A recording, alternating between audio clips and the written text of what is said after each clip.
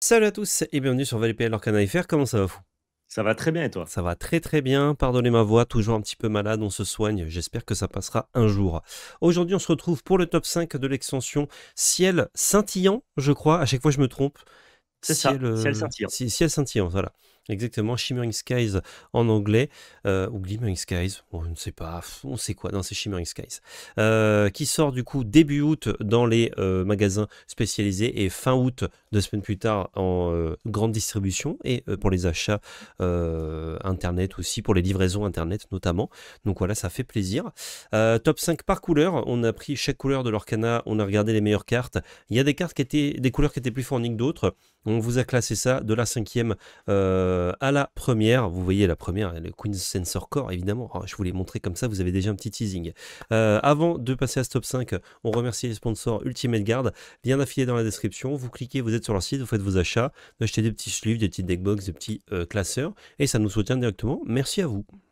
Merci beaucoup. Et la belle carte est le sponsor aussi de cette vidéo. La belle carte, c'est quoi? C'est la société qu'on a créée avec PL qui nous permet de vendre des cartes en ligne sur labellecarte.fr. Et vous avez encore les précommandes qui sont disponibles pour le ciel scintillant, pour Shimmering Sky sur labellecarte.fr. Et la belle carte vous permet de gagner un petit booster chapitre 5 de l'Orcana. Pour ça, c'est simple, il suffit juste de commenter, de laisser le pouce bleu et de vous abonner à la chaîne. Dans l'espace commentaire, vous pouvez commenter. On tirera au sort un des commentaires, on vous enverra le petit booster chez vous. Merci à tous ceux qui participent, ça nous Yes. soutient. Et C'est on cool. n'oublie pas de, évidemment, partager un truc pertinent si possible. Vous pouvez dire ce que vous voulez en commentaire, mais vu que là c'est un top 5, profitez-en pour parler justement du top 5 et dire les cartes que vous auriez voulu voir, pourquoi, et des cartes que vous pensez ne pas être bien que nous avons mis dans le top, évidemment. Mais bon, si vous dites juste « Salut les gars, merci », ça marche aussi. On Merci pour commence le du booster, coup. ça fonctionne. Merci pour le booster. On commence donc avec ce Queen Sensor Core. Alors, merci beaucoup pour la personne qui a fait le WordPress, encore une fois. Mais on n'a pas toutes les cartes en français. C'était un peu dur d'aller chercher à droite, à gauche. Donc, on y aura certaines cartes en anglais, malheureusement. Mais on vous les traduit, évidemment.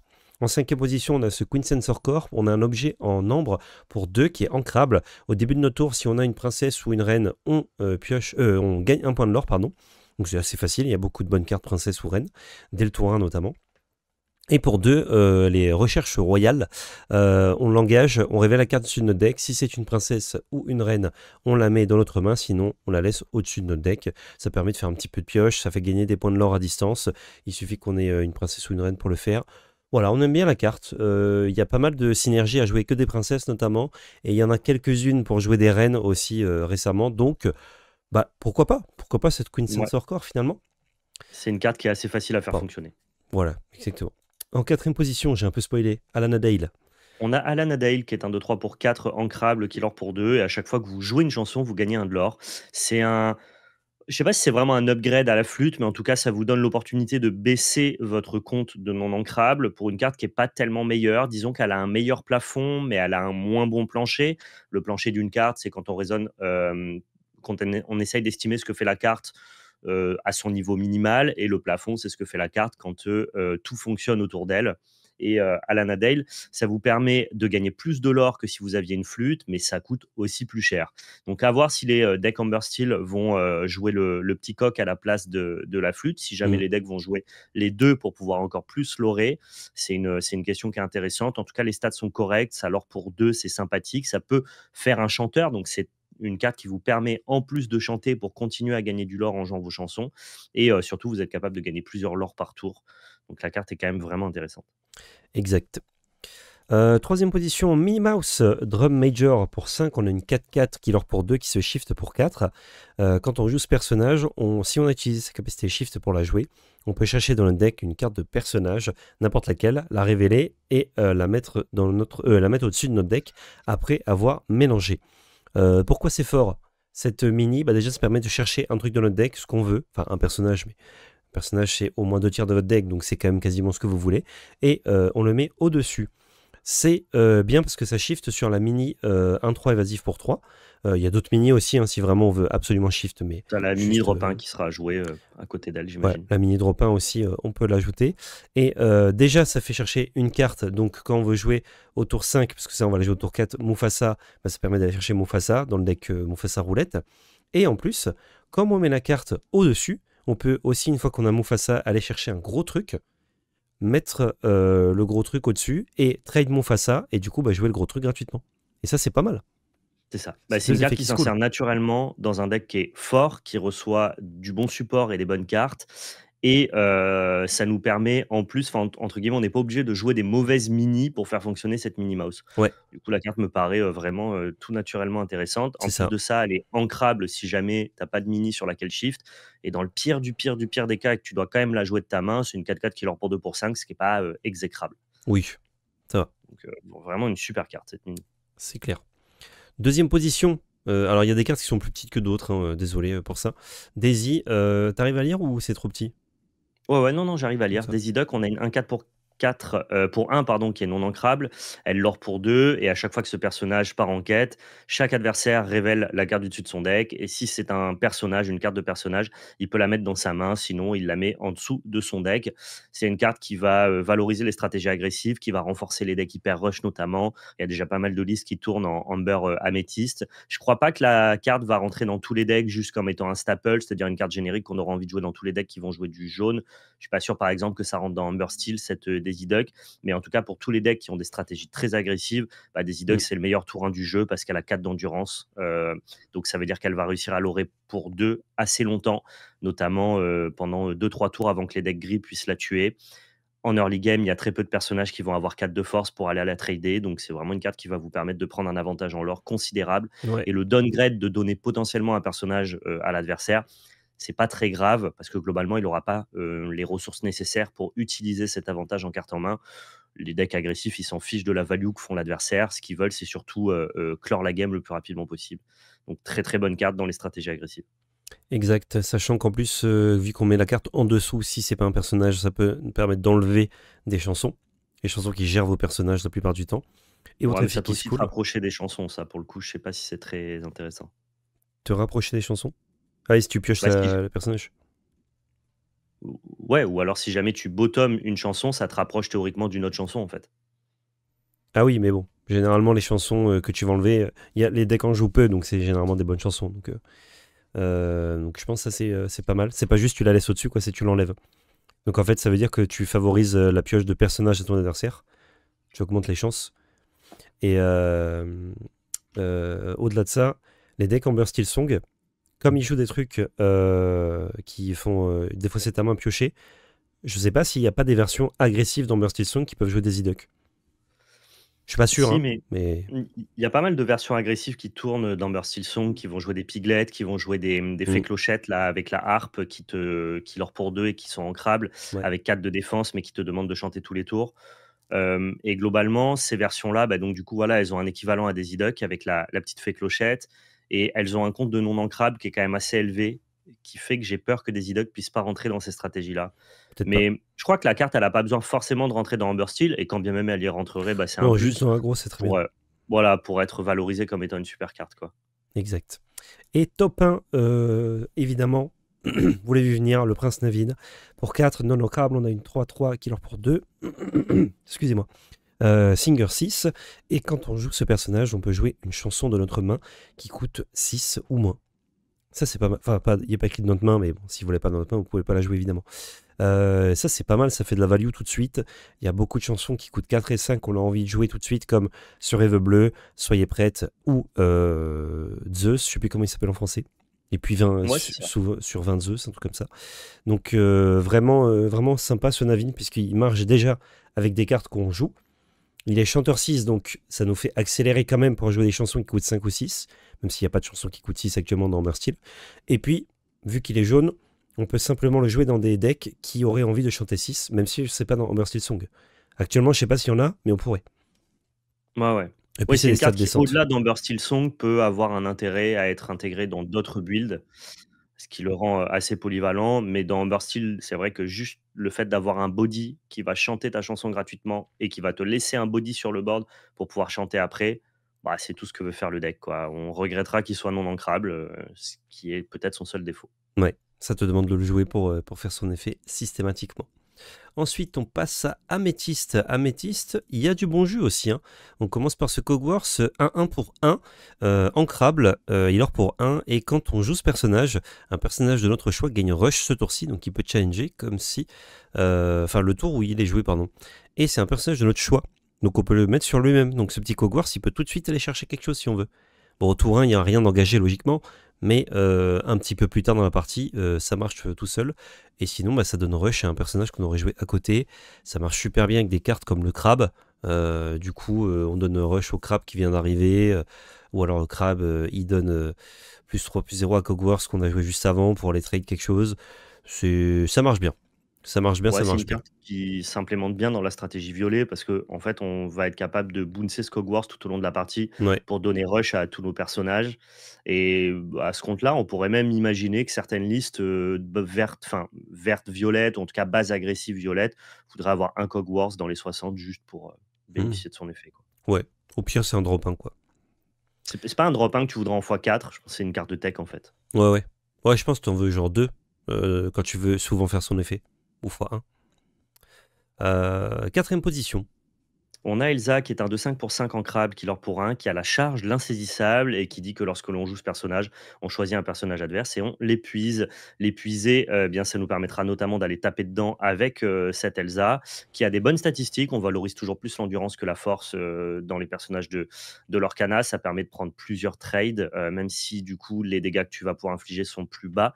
Tu vas pouvoir les infliger théoriquement 2 fois. Comme la carte elle est insaisissable, elle prendra pas le contre-feu de se faire attaquer une fois qu'elle aura été chercher un personnage. Et en plus, elle a un effet dès lors qu'elle arrive dans le jeu, épuiser un adversaire tout en Hmm. ayant la charge. C'est un personnage qui a beaucoup de bonnes statistiques et de bonnes lignes de texte pour un personnage ancrable et un coût qui est raisonnable. Et en plus de ça, ça te donne un support à shift qui est vraiment très intéressant pour la Elsa légendaire du chapitre 1, qui reste une carte décente dans le jeu actuellement. Donc, Ouais. plein de bonnes choses pour cette Elsa. Carrément, carrément, carrément. Madame Mime en troisième position. Pour 4 mana, on a une 3-7 éléphant qui est l'or pour 1. Quand on joue ce personnage, on le bannit ou on renvoie l'un de nos autres personnages en jeu dans notre main. Classique Madame Mime.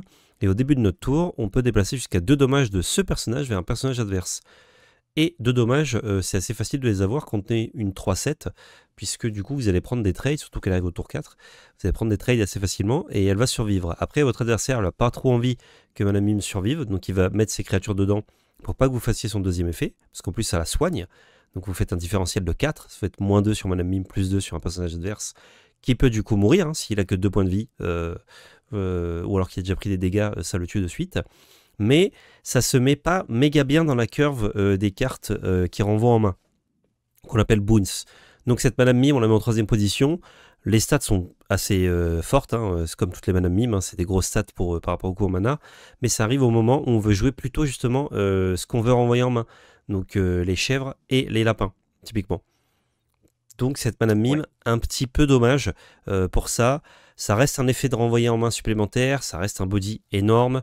Quand tout le monde fait un peu la bagarre mid-range, avoir des créatures qui restent sur le board, bah, Madame Mime elle reste très bien sur le board. Ça a un effet passif qui peut être relou pour l'adversaire, surtout si vous pouvez l'utiliser plusieurs fois. Plein de bons arguments. Donc on la met, on ne sait Ouais. pas trop actuellement où on la joue. Son contre-argument, c'est qu'elle coûte cher pour un effet bounce. Tes Ouais. effets bounce, par définition, tu as envie qu'ils coûtent pas cher. Et c'est les cartes que tu bounce qui, elles, vont coûter un peu plus de mana parce qu'elles ont des bons effets d'arrivée en jeu. Mm. Comme tu l'as dit, elle est dans la curve pile des cartes que tu veux renvoyer. Donc, c'est pas un bon tour 4 en soi. C'est plutôt une carte de late game. Du coup, que tu voudras pas en 4 exemplaires. Je sais Ouais. pas si on avait besoin de plus de 8 effets Madame Mime. Par contre, elle se couple très très bien avec le Hogwarts du tour 1. Tu peux jouer ton lapin au tour 4. Tour 5, tu fais Madame Mime. Je reprends mon lapin, je lui donne rush, je vais trader un personnage. Si Mm. jamais elle survit, vu qu'on est en early game, le board serait pas trop large, elle devrait survivre et tu peux continuer à déplacer tes dégâts Ouais. dès le tour d'après. Ça marche bien. Ça marche bien, ça marche bien à voir. Je pense, moi, à avis, que c'est ton 9e et 10e effet bounce quand tu joues déjà les autres Madame Mime et que tu en veux un peu plus. Tu peux jouer un ou deux éléphants. Ouais. Mais peut-être que c'est meilleur que ça, je ne sais pas. À voir. Deuxième position. Moi, je soupçonne que ça soit moins bien que ce que les gens pensent, Mm. pour le Ouais, coup. moi aussi. Magnifique, c'est pour toi. C'est pour moi maléfique, c'est un 0,4 pour 3 ancrable qui pour 2. Et à chaque fois que ce personnage part en quête, on peut choisir une carte de notre main et la défausser. Et on peut retourner un personnage, un item ou un lieu qui coûte 3 ou moins dans la main de son propriétaire. Vous pouvez le faire pour vous ou alors vous pouvez le faire pour l'adversaire.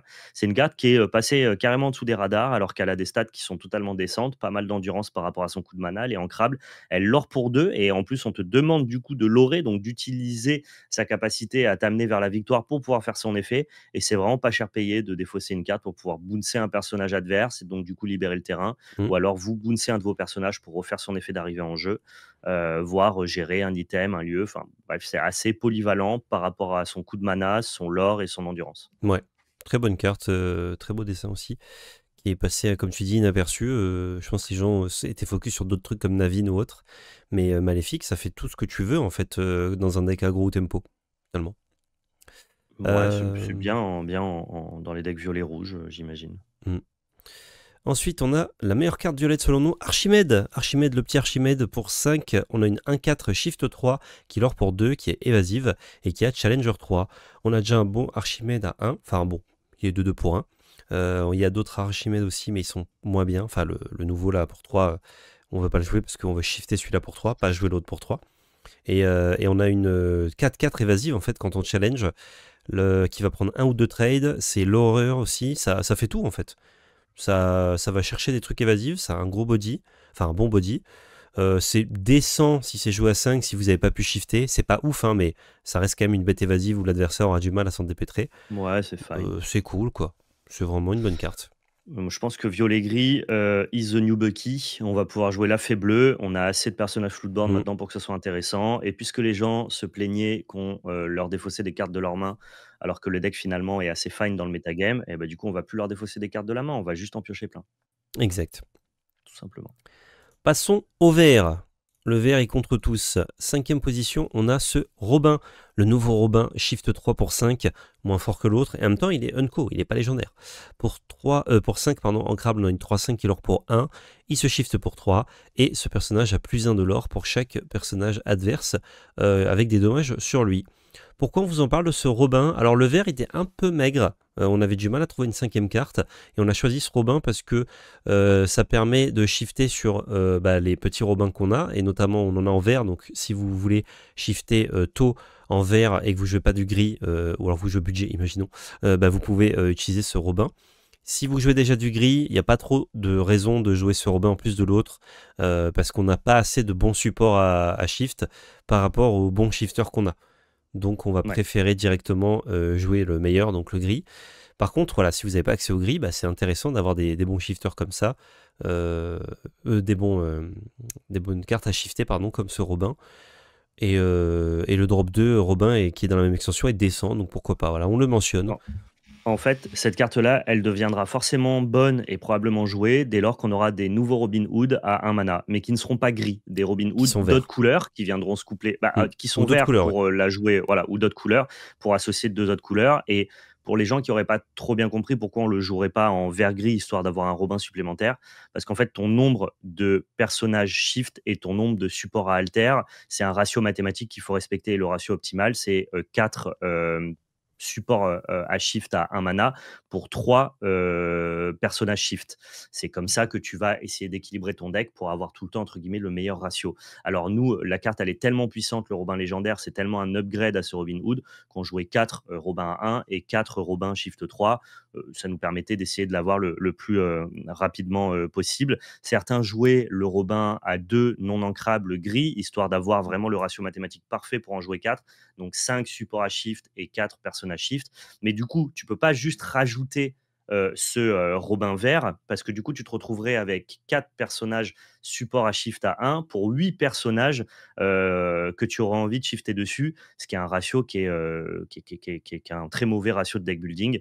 Donc en fait, dans vert-gris, le problème de ce Robin-là, c'est que tu veux jamais plus de 4 Robins à shift 3 et tu ne veux jamais avoir un Robin vert devant un Robin gris dans ton deck. Hmm. Donc pour tous les gens qui pensent que ah mais c'est trop bien, c'est juste un shift supplémentaire dans les decks vert gris, bah en fait non, à cause de ton coût de deck building, on jouera pas ce Robin vert dans vert gris. C'est pour ça qu'il faut lui trouver d'autres applications.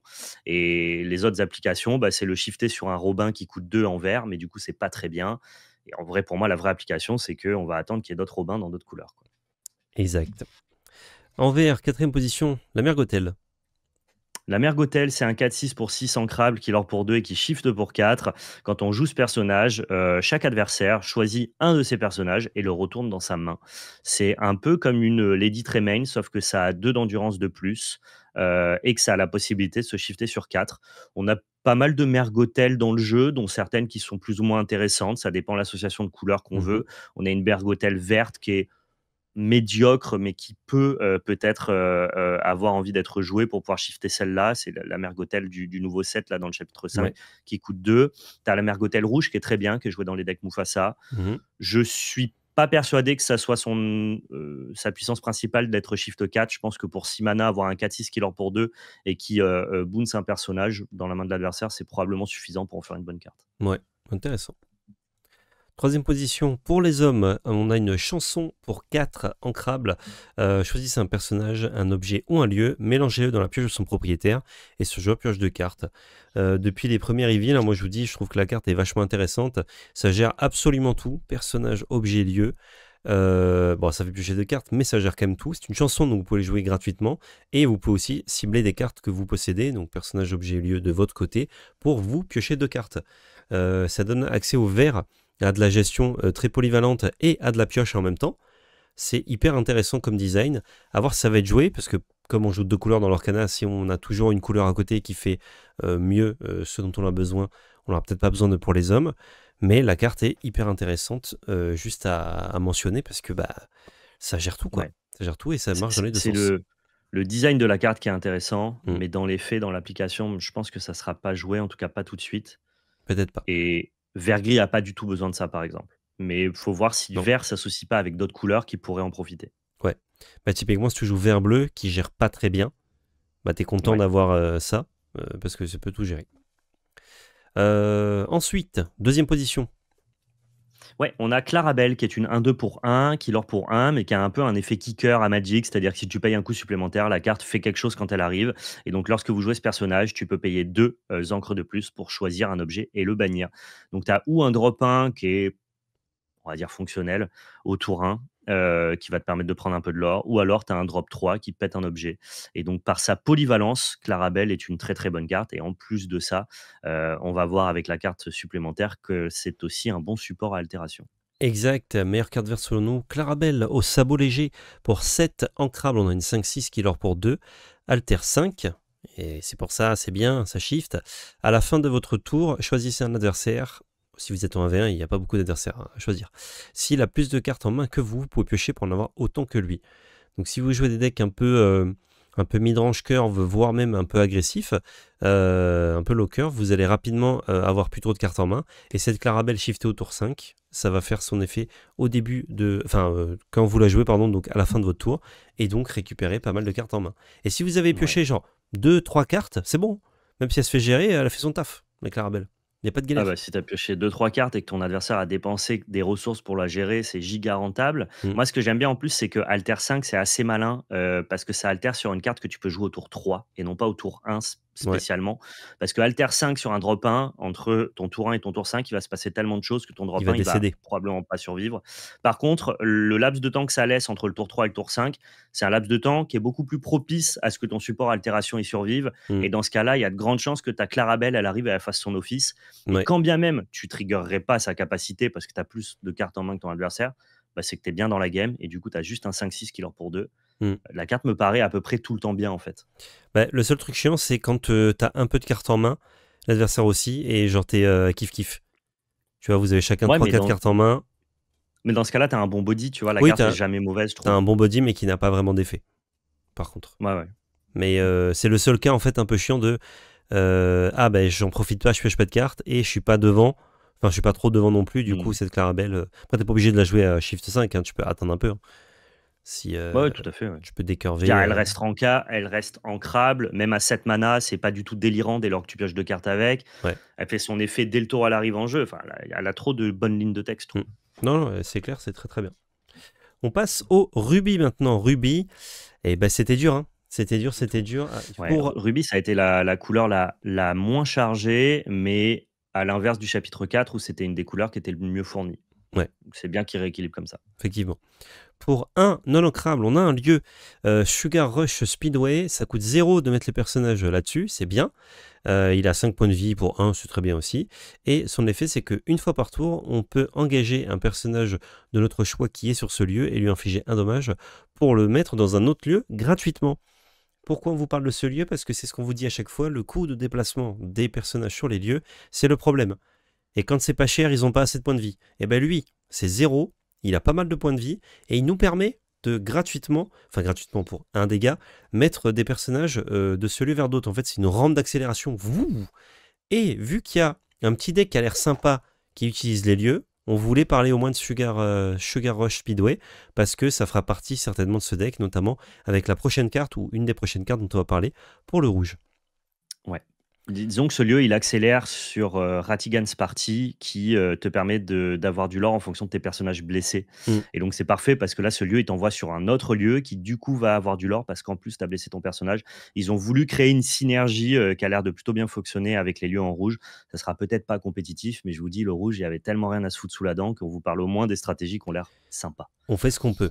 Et justement, On a Tafita. Tafita Crème Brûlée qui participe très très bien à cette synergie-là, qui est 4 ancrables pour une 3-3, qui s'altère pour 2 et qui lore pour 1. Et une fois par tour, lorsque ce personnage est déplacé sur un lieu, vous gagnez 2 éclats de lore. Donc lui, si on le déplace dans le lieu de Ratigan avec Sugar, on va pouvoir la blesser, on aura gagné 2 de lore, et en plus, le lieu Ratigan Party nous offrira lui aussi 2 de lore quand on prendra le tour avec Tafita à l'intérieur. C'est des stratégies qui, en tout cas, c'est un peu comme la stratégie support. Disney essaye de la pousser 7 après 7 jusqu'à ce qu'un jour elle soit jouable. Mm. Je pense que la stratégie des lieux, on n'y est toujours pas, mais petit à petit, ça avance, ça avance, ça avance. On essaye de nous débloquer des synergies de plus en plus intéressantes. Ouais. On va voir où ça arrive. Tu vois, il y a un moment où ça finira peut-être par être jouable. Effectivement. En plus, elle se shift assez facilement avec le tour 1. Ouais. Bon, pourquoi pas. Pourquoi pas. Top 3, Chromicon de Ruby. Objet ancrable pour 1, on l'engage, on choisit un personnage, il gagne plus 1 de force pour le reste de ce tour. Tout simple, mais vous avez une bête tous les tours qui est plus puissante pour le reste de la partie. Ça permet d'aller chercher des trucs précis, notamment, on l'a tous vécu ça, vous jouez votre Maui, vous mettez 6 à un lieu qu'à 7, passez le tour, vous tuez pas le lieu. C'est frustrant, un peu frustrant. Et là, Chromicon, ça gomme ça. Parce que du coup, votre Maui met 7. Vous avez aussi plein de cas où il vous manquait un petit point de dégâts. Ça peut suffire grâce à ce Chromicon de Ruby. En plus, il est ancrable.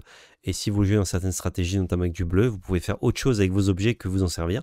Vous pouvez les sacrifier ou autre. Donc, très bien. Très bien, ce Chromicon de Ruby. Ouais. Deuxième position. Le Robin Hood, qui est une 1-4 pour 4 non ancrable qui lore pour 2. Et quand ce personnage part en quête, on peut regarder les 4 cartes du dessus de notre deck. On révèle une action, qui coûte 6 ou moins et on la joue gratuitement. On met le reste dans notre défausse. C'est, comme le disait PL en off, un personnage qui peut chanter sur le dessus de notre deck, littéralement. Sauf que tu prends quand même ton lore. Donc il a quand même plein d'applications sympas. Il faut voir dans quel deck on a envie de le jouer avec un pool d'actions assez suffisant pour que tu puisses, en regardant les 4 cartes du dessus de ton deck, avoir tout le temps un hit intéressant, parce que lui, ton adversaire, il va pas te laisser l'engager très souvent. C'est une carte qui se fait détruire par Mime Renard, mais il suffit que tu le fasses une fois et que tu trouves une belle action pour que la carte soit totalement rentabilisée. Ouais. Il y a moyen que dans Violet Rouge, ça soit déjà playable, déjà jouable, parce qu'on a quand même pas mal de bonnes actions, chansons à jouer. À voir. C'est une carte à potentiel que là, j'intègre pas naturellement dans le metagame, qui va demander quelques tests. Elle est pas ancrable et elle a quand même pas mal de faiblesses, mais son plafond est assez élevé. Ouais. Ça marche, je crois. D'ailleurs, j'ai pas vérifié avec un judge, mais je crois que ça marche avec la nouvelle chanson qui revive. Parce que tu peux la révéler, tu mets le reste dans ton cimetière, et tu joues l'action revive gratuitement qui revive un truc que tu as mis au cimetière. Enfin, dans ta défausse. C'est pas probable. Bon, c'est un peu mignon, mais c'est quand même rare les cartes qui mettent dans la défausse directement dans l'Orcana, donc je le souligne. Et meilleure carte rouge selon nous, si vous avez vu les spoilers, vous savez ce que c'est. C'est le Gaston, le pur Paragon pour 9. On a une 10-6 qui lore pour 2, qui a le rush et qui coûte 2 de moins pour chaque personnage blessé que vous avez en jeu. pas que votre adversaire. Donc ça veut dire que vous allez pouvoir blesser vos personnages ou jouer des personnages qui se blessent tout seuls pour que ce Gaston coûte 2 de moins. Si déjà il coûte 7, c'est pas mal. 10-6 pour 7, killer pour 2 qui est rush, ça va mettre un grognon, ça va tuer normalement 2 bêtes, c'est déjà ok. Alors s'il coûte encore moins, genre 5, c'est délirant. C'est juste Ouais. délirant ce Gaston. Très bonne carte. Très bien pour C'est très Mufasa aussi. facile dans les stratégies Mufasa de jouer cette carte-là. Mm. Déjà parce que c'est un énorme body avec un énorme coup de mana et donc une carte que tu as envie de trouver sur ton deck Mufasa. Et parce que dans les decks Mufasa, de par le fait qu'on joue la réponse légendaire pour piocher des cartes, bah, on a plein de personnages qui se blessent tout seuls. Mm. On a la nouvelle Beast qui est arrivée dans le chapitre 4 qui se met 4 dégâts, donc elle va rester blessée à un certain moment. Et on a la Mergotel. Et donc du coup, en fait, tu vas tout le temps le payer 5, en fait, ce Gaston. Ouais. Ou alors le trouver sur Mufasa. Quand tu le trouves sur Mufasa, il a rush, il tape n'importe quoi. Enfin, genre, pour ceux qui pensaient que Mufasa Roulette, c'était un peu mort au chapitre 5, Mm. au chapitre 4, pardon, au chapitre 5, on lui donne quand même pas mal de belles armes. Juste Mufasa, je crois que ça met engagé la créature. Ça met engagé Mufasa? Il me semble, ouais. Ah, donc peut-être que ça marche pas si tu le trouves sur Mufasa Mm. Bon. spécifiquement. Après, En tu le tout cas, trouves sur Mufasa, c'est bien, dans tous les cas. il a quand même assez de défense pour que ça soit OK, tu vois? Ouais, carrément. Voilà pour le rubis. Donc vous avez vu, pas des mauvaises cartes, mais moins que les autres couleurs. On passe au bleu, le bleu délicieux, le bleu de ses yeux. On commence avec Chicha, je suis content. On en parle, on l'a sauvée, elle était à ça de pas être dans le top. Pour 2 non ancrables, on a une 2-1 support qui l'or pour 1. Ah, quand il y a support, ça veut dire que la carte est pas bonne normalement. Donc Et ouais, c'est un indice. c'est un indice, mais voilà, celle-là, elle a survécu. Pendant votre tour, quand on met une carte dans notre réserve d'encre, si c'est la deuxième carte qu'on y met dans notre réserve d'encre ce tour-ci, on peut piocher une carte. Et en bleu, bah, vous faites beaucoup ça. Vous faites ça avec Je vole, que vous allez chanter avec Chicha. Vous faites ça avec la plume et l'arête, que vous jouez juste le tour après Chicha. Donc tout ça, c'est bien. Par contre, le problème, c'est que Je vole et la plume et l'arête que je viens de citer, c'est déjà des cartes non ancrables. On en a beaucoup dans les decks bleus, notamment bleu-rouge. La Chicha, c'est plume et l'arrêt, je crois que encore... c'est ancrable, pour le coup. C'est ancrable? C'est lumière, c'est la chanson à 4 qui est non ancrable. Ah, La plume chanson et qui est l'arrêt non est ancrable. ancrable. Autant pour moi. Ça fait beaucoup. En fait, de base, il y a déjà beaucoup de cartes non ancrables dans ces decks-là. C'est dur d'en rajouter. Et en même temps, ça vous fait piocher des cartes. Donc, ça vous aide à trouver d'autres cartes ancrables. Donc, je ne Ouais. sais pas, cette chicha. Moi, j'aime bien le côté je chante avec je vole. Je pioche une carte, je rampe au tour suivant. Mais peut-être que maintenant, on veut juste ramper différemment et on s'en fout de chicha. Mais Non, mais l'effet est intéressant. j'aime bien parce que bleu-rouge, c'est un deck qui va vider sa main pour s'accélérer en encre et pour Mm. pouvoir trouver des pâtés qui vont la lui re-remplir. Donc Ouais. il y a un peu ce truc de j'accepte de perdre ma main pour ensuite la re-remplir, mais du coup, si jamais je me prends un bâton dans les roues, bah, j'ai un peu perdu. C'est ce que faisait Bucky contre le deck. Mm. Bon, bah là, tu vas pouvoir continuer à ramper, ramper, ramper, exploser tout en ayant tout le temps des cartes en main. Ouais.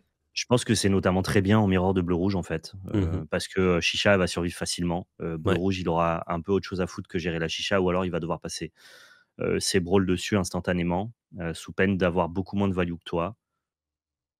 Je crois que c'est pas très bien contre les autres decks, mais c'est plutôt bien en mirror, donc à voir le méta, si ça fait une place à Chicha. Carrément.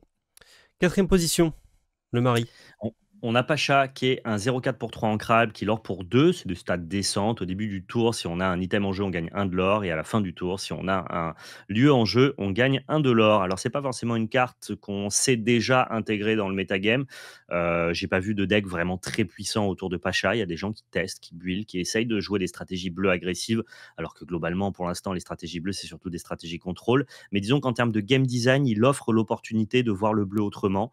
La carte est vraiment décente et si on est capable de lui coupler d'autres cartes un peu agressives à côté, bah, ça peut. Il fait partie en tout cas des cartes autour Mm. desquelles on a envie de deck builder pour découvrir de nouvelles stratégies, quoi. Ouais. Ouais, sympa.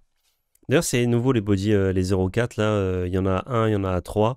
Il y en a Ouais. plusieurs. C'est comme s'ils avaient attendu pour utiliser ce type de body que dans une extension. Alors qu'il n'y a pas de thématique, juste il y en a beaucoup, quoi. Troisième carte, Cusco. Ah, il y a vraiment une thématique, hein, 3 personnages Cusco d'affilée. Pour 6, on a une 3-5 qui s'ancre et qui l'en pour 2. Quand on la joue, on peut choisir un objet ou un lieu et le mettre dans la réserve d'encre de son propriétaire engagé. Donc, et évidemment face cachée. Ça marche sur nous pour nous faire ramper ou ça marche sur l'adversaire pour lui gérer quelque chose. Et il a une capacité activée pour 4 encres. Nos autres personnages gagnent résiste plus 1 jusqu'au début de notre prochain tour. Il fait plein de choses ce petit Cusco là. Bon drop 6, ça a des stats correct, et ça peut soit nous faire ramper pour aller chercher les drop 8, comme une carte dont on va parler dans pas longtemps, soit justement gérer des trucs relous à l'adversaire. Les lieux, notamment en bleu, t'aimes pas du tout ça. C'est pas Ouais, mal. il est trop polyvalent. En bleu-rouge, tu avais pas de gestion aux lieux et aux items, bah, Mm. maintenant tu en as et en bleu-gris, bah, je pense que ça remplacera la Beast, pour 5 mana qui était jouée dans les decks. Mhm. Parce que franchement, Cusco, il fait juste plus, il a plus d'endurance, il or pareil et en plus de ça, il a une capacité qui marche bien dans bleu-gris. Ouais. À noter que c'est une capacité qui nécessite pas de l'engager et qui est pas limitée une fois par tour. Donc si, comme dans les decks bleus où tu exploses avec 12 encres, et ben en fait, tu peux payer plusieurs fois le 4 d'encre pour donner résiste +1 à ton personnage, à tes personnages plusieurs fois. Lui, en fait, il a trop de texte, Mm. ce Cusco, pour ne pas être bien. Bah ouais. En bleu, par contre, je corrige, on avait de quoi gérer les objets déjà avec Judy Hopps. Ouais, mais C'est pas fou, mais c'était pas joué, tu vois? Bleu-rouge jouait juste pas de cartes qui gèrent les objets. Moi, je mm. parle dans le méta compétitif. Ouais, ouais. C'est tu bleu-gris qui jouait des beasts pour gérer les objets et bleu-rouge qui ignorait juste les objets. Mhm. Bah, là, avec Cusco, tu as envie de jouer la carte, quoi. Pas Bah ouais, spécialement parce qu'elle gère des objets. exact. Deuxième position, Merlin, le visionnaire éclairé pour 6. C'est pour toi, je crois. Je sais plus. Ouais, pour Oui. 6 non ancrables, on a une 3/7 qui altère pour 5 et qui lord pour 2, donc elle a de bonnes statistiques, hein. On vous rappelle les endurances, c'est cool. Par contre, elle a 3 d'attaque, donc elle prend Médusa, mais comme toutes les bonnes cartes actuellement. Si vous jouez ce personnage en utilisant ses capacités alter, vous pouvez chercher une carte dans votre pioche et la placer dans votre main. Ensuite, mélanger votre pioche. Donc du coup, vous avez un effet tutor, sans aucune condition. Vous allez chercher la carte que vous voulez dans votre jeu, vous ne la révélez pas à votre adversaire et ça a le bon goût de s'altérer le tour d'après d'avoir joué un Merlin Lapin ou un Merlin Goth. Donc on a déjà des très bons Merlins qui sont joués dans le metagame. Mm. Ça ouvre une association de couleurs que les gens d'ailleurs questionnent depuis 2-3 sets maintenant, c'est-à-dire l'association bleu et violet. Je ne suis pas sûr que ce soit ce Merlin spécifique qui ouvre l'opportunité à bleu-violet de devenir très compétitif. Mais si jamais bleu-violet fonctionne, dans ce cas-là, ce Merlin-là, il a une cible, un support à altération toute trouvée et ça va vous permettre d'aller chercher la carte que vous voulez Oui. Et parce que pour pas trop cher. les chèvres et les lapins, évidemment, ce sont des Merlins. On l'oublie Ouais, peut-être, ouais. mais ça marche très bien. Ah bah, cette carte-là, sans Merlin chèvre et sans Merlin lapin, on vous en parle pas. Non. Mais là, ça nous donne vraiment envie de jouer bleu-violet et bleu-violet, c'est toujours très fort en late game. Ça n'existe juste pas dans le metagame parce que ça n'a pas de gestion. Mais si jamais le méta se midrangise énormément et qu'on veut faire la course à l'armement, bah, bleu-violet, c'est une stratégie qui est acceptable, quoi. Yes. Et pour finir, le bleu, meilleure carte bleue, le Mufasa. Pour 8, on a une 4-9 qui lord pour 4, qui est non ancrable. Quand on joue ce personnage, on engage toutes nos cartes de notre réserve d'encre, on les épuise, pardon. Puis on renvoie 2 cartes choisies au hasard depuis notre réserve d'encre dans notre main. Et deuxième effet, tout ce que la lumière touche, quand ce personnage part en quête, on on dégage toutes nos cartes de notre réserve d'encre. Et ça, c'est pas mal, hein, parce que du coup, on peut utiliser notre réserve d'encre pour lancer des sorts, lancer des personnages, des actions et tout. Puis, on quête avec Mufasa, zou, on dégage tout, zou, on rejoue des trucs, et on se régale. On se régale juste avec ce mouf.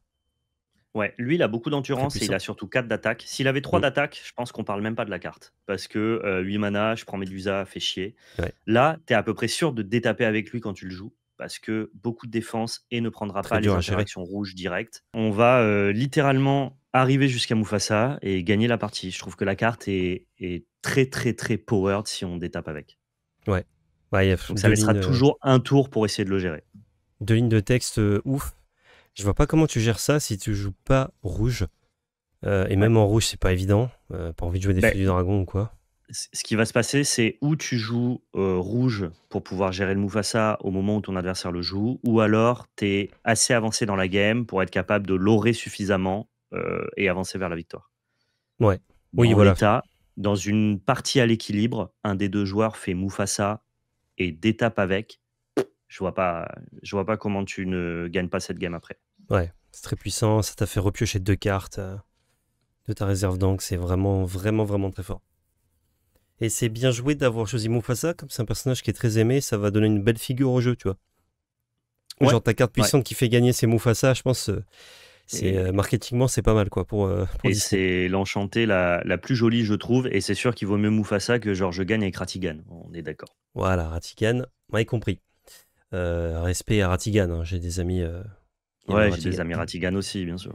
Et on finit avec Acier, la dernière couleur. En top 5, alors Acier pareil, c'était assez dur de trouver. Il y a des cartes intéressantes, mais pour un top 5, c'était un petit peu plus dur. Si à force ces extensions s'épuisent, on fera des top 3, hein, s'il n'y a plus de cartes, plus suffisamment de cartes à parler. On commence avec When Will My Life Begin, une action chanson pour 3 ancrables. On choisit un personnage qui ne peut pas challenger durant son prochain tour, et on pioche une carte. C'est une chanson, c'est pour ça qu'on la mentionne. On dit quand même à un personnage, tiens, toi tu pars en quête ou tu fais rien d'autre. Enfin, il peut chanter évidemment, mais il ne peut pas en tout cas nous challenger, ce qui est le principal, de garder nos personnages en vie. On pioche une carte, donc ça se rembourse, c'est un peu gratos. Euh, voilà, pourquoi pas. Moi, Pourquoi j'aime pas. bien le fait de blanquer un personnage et piocher une carte. C'est Mm. le genre de carte, je pense, autour desquelles tout le monde peut passer à côté, alors qu'en fait, dans l'application, ça se révèle être sympa. Donc voilà, il faut tester. C'est un petit call, forcément. Je Ouais. pense que personne vous a parlé de When Will My Life Begin, mais il y a un petit truc de, tu vois, genre, je prends le board. Ah, toi, tu peux pas. Moi, je peux partir en quête tranquille. Mm. Toi, tu vas rien faire parce que je t'empêche de challenger et je pioche ma petite carte. Je sais Ouais. pas, peut-être dans les faits, c'est bien, quoi. Ouais, bah j'imagine si tu joues un peu aggro en vert gris, tu chantes ça avec Ursula, tu dis tiens, tes deux personnages, ils challenge pas, moi je pioche deux cartes, Ouais, ouais, je c'est pense pas que mal, ça hein. mérite d'être mentionné, hein. Intéressez-vous aux petites Ouais, communes, des fois, il y a des trucs assez solides, hein. ça peut faire des choses. Ouais. Oh, le J c'est le F. Le bon gros Jafar, il est 0,7 pour 600 crabes, il or pour 2, il a Challenger 7 et tous les personnages de l'adversaire ne peuvent pas, enfin qui coûtent 4 ou moins, pardon, ne peuvent pas challenger. Et ben lui, alors je sais pas à quel point il est fort, mais quand tu le lis la première fois, tu te dis ah ouais d'accord. Ah d'accord. C'est une carte qui empêche l'adversaire d'aller trader vos cartes, alors que lui, il a un énorme body pour un coût qui est quand même raisonnable. Il est ancrable en plus de ça et il or pour 2. Il va être difficile à venir chercher sur le board, surtout si vous empêchez tous les personnages de l'adversaire de venir le chercher. En fait, c'est une carte qui se protège bien parce que du fait qu'il est Challenger 7, il a que 7 d'attaque pour aller taper les personnages, mais il n'a pas 7 d'attaque pour se défendre. Mais du coup, il se défend naturellement très bien parce que bah, les personnages de l'adversaire peuvent pas venir le challenger. Ouais. Donc, c'est une carte qui est intéressante. Peut-être qu'on n'a pas besoin de ça dans les decks gris, peut-être qu'on n'a pas besoin de ça dans le méta. Des fois, il y a des cartes qui sont juste individuellement très puissantes, mais la synergie ou le contexte du méta leur est pas favorable. Mm. C'est peut-être ce qui va se passer pour ce Jafar. Je parierais pas que la carte va être jouée, mais si on doit juste la noter en termes de juste stats et puissance indépendante, on peut pas dire que la carte est mauvaise. Non, c'est sûr, c'est 7-7 pour 6 qu'il en prend 2, qui fait un effet très relou pour l'adversaire, hein. Si jamais il a pas de personnage qui coûte plus de 4, il ne peut pas challenger.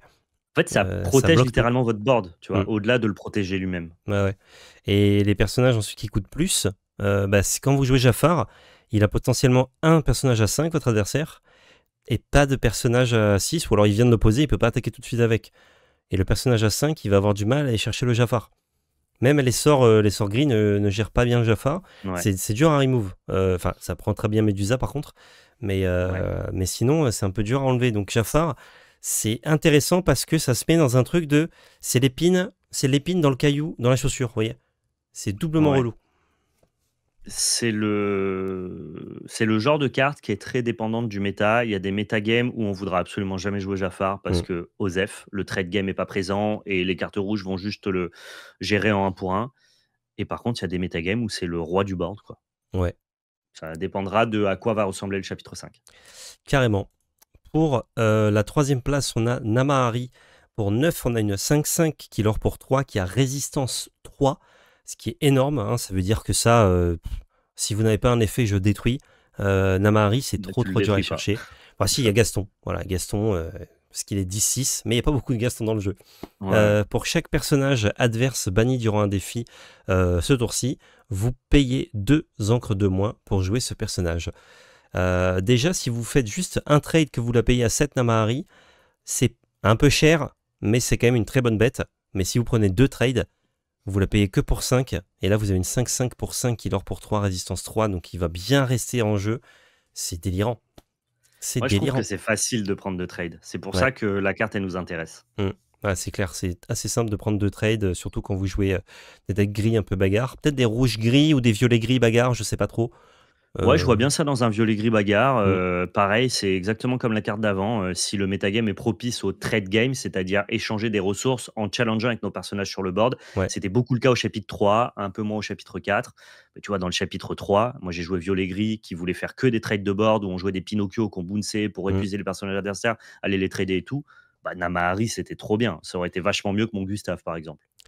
Vachement mieux que Gustave, cette Namahari, ouais. Effectivement. Le fou Donc il y a aussi aurait des été bien. méta pareils qui lui seraient très propices. Ouais. Pourquoi pas cette Namahari? En tout cas, la propale est intéressante. Ouais. Deuxième position. Oh, le doc.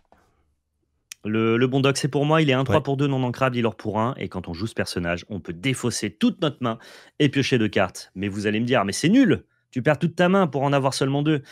Ouais, mais des fois, ta main, elle est à 0. Et tu peux Et quand quand même ta le main, faire, elle est du à coup. 0, bah, du coup, tu pioches 2. Et quand tu joues ça dans violet-gris et que tu peux le bouncer, eh ben, tu vas piocher 2 tout le temps, à tous les tours. Pas mal, hein. Ouais, Pas mal, pas donc mal. c'est bien. Ou simplement, en late game, bon, bah, t'as un drop 2 qui va te faire piocher 2 quand tu joues Bah, très juste, agressif. top deck, ah super, tiens, je joue pour, 2, je repioche 2 et puis juste, bah, après tu le bounces, quoi. Ouais, carrément. Donc c'est une carte, synergique, hein, évidemment, faut le faire fonctionner autour de lui, Mm, mais c'est un power level assez élevé. mm, ouais. Et la meilleure carte grise, carte acier selon nous, Pat, sans trop de surprise, je pense, pour la plupart d'entre vous. Pour 3, on a une 3-3 ancrable qui leur pour 1, mais surtout, quand on joue ce personnage, nos adversaires ne peuvent pas jouer d'action jusqu'au début de notre prochain tour. Ça lock beaucoup de decks.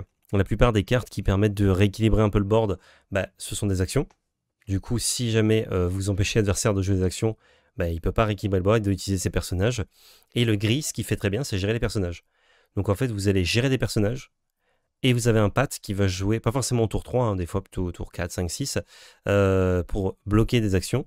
C'est-à-dire que l'adversaire il est en mode ah merde, j'ai pas le board parce qu'il gère tout, et je peux pas jouer mes actions parce qu'il a un Pat. Et quand vous le couplez avec du violet qui peut reprendre Pat dans la main pour le rejouer, bah, vous allez pouvoir bloquer l'adversaire sur ses actions plusieurs fois. Et ça demande de la minutie, c'est pas évident à manœuvrer, hein, parce que si jamais vous tournez pas autour des bonnes cartes de la main de votre adversaire, Pat il peut faire juste prout, hein, l'adversaire peut s'en foutre. Mais quand c'est bien réalisé, c'est extrêmement fort, Pat. Très très fort.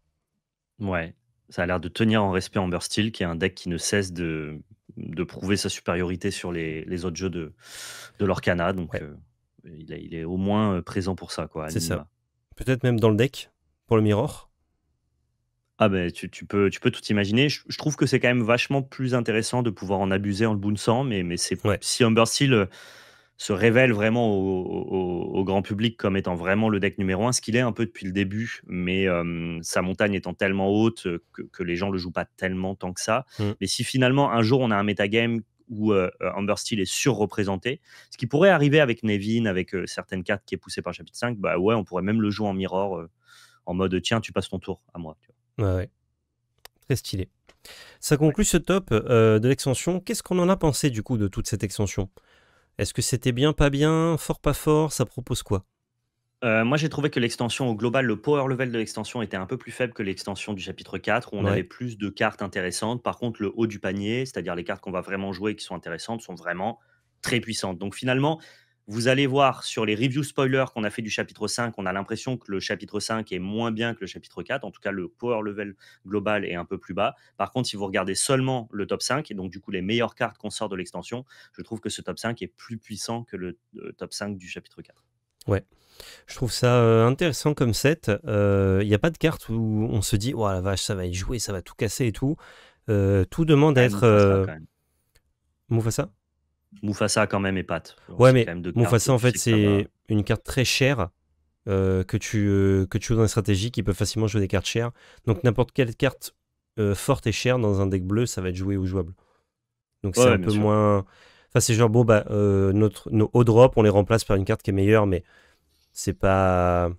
Ça réinvente pas la roue, on va dire. C'est une nouvelle façon d'être proactif. Et peut-être qu'on peut se passer des Lucky Dime, du coup, en bleu, puisque ça fait quand même le taf. Ouais. Et Pat, ça répond à un méta. Si jamais on jouait peu d'actions, c'était pas spécialement intéressant comme carte, tu vois. Alors que Diablo, il y avait écrit dessus je suis craqué. C'était Ouais. un peu plus. Genre, même, on s'était dit, OK, si on toi peut pas toi tu shifter parles Diablo, Le problème C'était de fort. Pat, c'est que c'est trop réactif, alors que Diablo, c'est juste proactif et Ouais, ça laisse Diablo, il y a jouer. des games où tu le joues à 3, tu l'as pas shifté, tu t'es fait disrupt. Bah, juste l'adversaire, il Mais met un ou deux tours à la gérer, bah, c'est chiant quoi. peut-être qu'il y a pas de Diablo dans le set, mais si on nommait du coup la particularité de Diablo, j'ai quand même l'impression qu'il y a pas mal de cartes qui vont bien impacter Ouais, le méta, hein. oui, Il y oui. a un peu Bah, c'est Navin bien. qui fait effet de Diablo, je trouve un peu. Bah, c'est un peu Genre, Diablo caché, je pense. C'est genre soit on pense que c'est meilleur que ce que ça ne l'est, en fait, bon, bah, on préfère jouer d'autres chanteurs moins chers. Soit, en fait, la tempo de jouer une créature qui joue un truc gratuitement dans le même tour, plus d'autres choses à côté si on a des chanteurs, c'est encore plus fort que ce qu'on bah fait ouais. déjà, quoi. Bah, C'est l'un ou retenez un l'autre. truc, hein, dans les TCG gratuit, c'est craqué. Voilà. Donc, Navin, c'est forcément bien. Il y a pas Ouais, ouais. je sais qu'il y a débat sur Navin sur internet et je suis étonné, quoi. Bah, Genre, en fait, c'est non ancrable. pareil, C'est ça que ça te demande de faire attention à tes non ancrables qui sont déjà très nombreux, pardon. Et mmh. bah, les multiples de Ouais, ouais. Navin sont pas très intéressants. Le premier est super fort, les autres sont un peu moins bien. Ouais, ouais, OK, Après, t'es pas j'entends. obligé d'en jouer 4. Tu peux en jouer qu'un ou deux, hein, ça sera déjà bien. Si. Bah, tu es obligé. Enfin, si c'est théoriquement ce que je pense, la meilleure carte de ton deck, tu vas en jouer 4 pour, le faire au tour 4. Mais en gros, c'est soit tu joues. Enfin, tu peux jouer les deux dans le deck, mais là, à l'heure actuelle, on fait la sirène pour 3, là, Ariel, et tour 4, on chante Ouais, avec. Si on n'a pas de ouais, c'est chanteur ça. à côté, hein. La Navine, c'est directement tour 4, on le joue, on chante avec. Par Ouais. contre, il faut Mais du assembler coup, là, les tu deux. pourras chanter 2 fois au tour 4 si Là, tu veux. ouais, si tu joues le tout, tu peux faire les deux. Ouais. Mais il Ah, faut avoir je deux pense trucs à que chanter. je pense, hein, on jouera 4 Navin ou zéro. Tu penses qu'il Les n'y a pas gens vont d'entre deux se à cause je crois du pas, fait non. non ancrable? De ce que je pense de Navin, son impact sur la game est tellement important que si le coût d'opportunité au deck building du fait qu'il soit non ancrable, lui permet d'exister et d'être joué, Hmm. on en jouera 4. Par contre, si on admet que, putain, le deck, il a trop de non ancrables, du coup, il y a pas la place pour Navin, Ouais. ah, ça sera un peu ciao. Je trouve que la carte, elle est trop déterminante, pour être seulement, tu sais, réduit un peu à une carte tech que tu voudrais seulement ou en late game ou dans des situations particulières. Hmm. Là, c'est juste proactif puissant. Genre, si c'est bien, on le Ouais. veut, quoi. En fait, je voyais ça comme c'est assez facile de trouver ton Navine dans les decks Amber Steel parce que tu pioches beaucoup. Du coup, est-ce que tu as besoin d'en avoir 4? Est-ce que tu as besoin en fait de le trouver avant de commencer à piocher? Je peux pas être sûr à 100%, mais je suppose que oui. C'est des suppositions. De toute façon, la plupart Hmm. des cartes, elles sont pas faciles à lire, les cartes du chapitre 5. Il y a beaucoup de choses Ouais. sur lesquelles on va spéculer, sur lesquelles on essaye de se projeter. Mais Navin, en tout cas, c'est pas la carte qui m'a fait me poser le plus de questions. Tu vois, je l'ai vu, je me suis dit, OK, Ah, ça mais va être joué. c'est sûr que c'est bien. C'est sûr que c'est une bonne carte, hein, mais même là, tu vois, les ratios, on sait pas et tout. Peut-être que le bon chiffre, c'est le compromis, hein, c'est 3. 3 parce que tu l'as vu régulièrement, mais tu as le temps de la piocher, c'est un drop 4 et c'est quand même non ancrable. Si c'était ancrable, évidemment, ce serait 4 Je comprends pas. Avec le sans design réflexion. de la carte, je comprendrais pas pourquoi, si tu veux la jouer, ça serait pas 4 en fait. Ah, parce que Je c'est trouve non que les ancrable cartes. et que t'as pas trop de place dans le deck. C'est ça qui est dur. Ouais, mais ouais. Tu vois, Wall New World, pour moi, c'est comme Wall New World, Prince Navin. C'est une des cartes déterminantes de ton deck. Et quand Hmm. bien même elle est non ancrable, si tu décides de la jouer, C'est tant pis, ouais. c'est Parce plutôt que 4, quoi. comme tu as des chanteurs, en fait, c'est la puissance du deck, tu vas pouvoir jouer des cartes plus chères plus tôt, notamment des cartes non ancrables. Mais Prince Navin, il faut ancrer 4 fois pour la jouer. T'as pas le choix. Et lui, Ouais. en plus de te demander 4 ancres pour le jouer, fait que tu ne peux pas ancrer, enfin, tu ne peux pas l'ancrer lui. Donc, chaque fois que tu as un Prince Navin dans ta main, bah, ce n'est pas une encre. Donc, c'est peut-être un peu plus compliqué. Moi, j'ai déjà buildé Amber Steel, hein. C'est sorti sur la chaîne précédemment et je tombe à 17 de non ancrable, ce qui est relativement décent pour Amber Steel avec 4 Navin dedans. Ok, et t'as cuté dans quoi? Dans quel non ancrable? Dans les flûtes? J'ai que t'es dans quoi? Dans les flûtes, ouais. T'as que deux flûtes? Ok. J'ai pas de flûte, j'ai des Hallandale à la place, mais je Ah, pourrais t'as mis les monter à Landale. 19 non ancrables pour avoir 2 flûtes, tu vois, par exemple. C'est pas Hmm. forcément gênant. Non, mais Alandale, c'est vrai que ça remplace flûte et ça peut permettre justement de jouer Navin plus facilement. Ouais, ouais. Ok. Donc à voir. Bon, du coup, désolé, on a parlé que de Navin quasiment, mais ouais, le 7-5, intéressant. Bah, parce que je pense que c'est la carte qui fait le plus parler, en fait. Ouais, c'est clair. Même j'ai hâte de voir des cartes comme. Elle est où? Comme Archimède, comme Madame Mime, voir si c'est joué ou pas, ce que ça fait. Archimède, ça m'étonnerait que ce soit pas joué. Franchement, la carte est vraiment bien. En plus, c'est Floatborn, donc ça veut dire qu'il y a un nouveau Archimède à Ouais. 2, par exemple, c'est encore meilleur. Bah, je te dis, violet-gris avec la fée bleue, Mm. drop un Archimède, drop un Robin des Bois, drop 3 shift Archimède, drop 3 shift Robin des Bois. C'est Ouais. les sorties de Bucky, hein, dans Ouais, l'idée. mais ça discarte pas. Donc c'est plus agréable. Ah, c'est plus agréable, mais je veux Mm. dire, si, Et si ça on reste prend fort, en ouais. compte que Bucky n'a pas été banni pour sa jouabilité, mais juste pour sa frustration, entre guillemets, Mhm. euh, ça va être frustrant aussi pour l'adversaire de te voir piocher une carte à chaque fois que tu joues un personnage, en Ouais, ouais. fait. Tu vois? C'est Donc, puissant, à ouais. voir. Et aussi cette petite Elsa là, hein. Moi, si on peut rejouer la grande Elsa, c'est une carte que j'adore dans l'Orcana. Je serais assez content. J'aime beaucoup. Pourquoi pas? Beaucoup de choix, ouais. Par contre, globalement, le vert et le rouge ont pas très très bien mangé, quoi. Il y a deux, Non, mais trois bonnes ça cartes, mais m'étonne pas, hein. c'est possible qu'on voit aucune carte verte jouée dans le nouveau méta, quoi. Ouais. Bon, Clarabelle est bien quand même, hein. La petite Clarabelle 1. Ouais, la Clarabelle 1, c'est assez gratuit, ouais, mais bon. Enfin voilà, c'est tout pour cette petite review, enfin pour ce top, et une petite review de fin, c'est bonus ça. Je sais que vous adorez là, les petites vidéos un peu longues là, avec plein de choses à se mettre sous la dent. Fin de cette vidéo, pouce bleu, commentaire, partage, abonnement, réseaux sociaux dans la description avec notre chaîne Twitch, ValPL Magic Arena FR, et surtout n'oubliez pas, c'était de la belle magie. C'était de la belle magie.